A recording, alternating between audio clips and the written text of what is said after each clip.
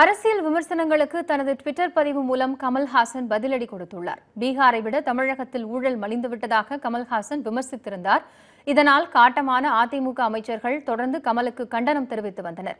கமல் மீது வன்கொடுமை தடை சட்டத்தின் கீழ் வழக்கு பதிய வேண்டும் என அமைச்சர் சி.வி. சண்முகம் வலியுறுத்தியிருந்தார். இதற்கு கண்டனம் தெரிவித்து மு.க.ஸ்டாலினும் அறிக்கை வெளியிட்டார். இதற்கு நன்றி தெரிவித்திருந்த கமல்ஹாசன் நேற்று தனது ட்விட்டர் பக்கத்தில் 2 புதிய ட்வீட்களை பதிவிட்டுள்ளார். பலரும் அர்த்தம் புரியவில்லை என தொடர்ந்து கமெண்ட் செய்திருந்தனர்.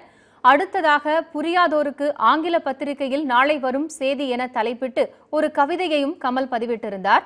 தோற்றிருந்தால் போராளி, முடிவெடுத்தால் ஆகலாம் முதல்வர் என்ற கவிதை வரிகள் அவர் அரசியலுக்கு வரப்போகிறாரா என்ற கேள்வியை எழுப்பியுள்ளது.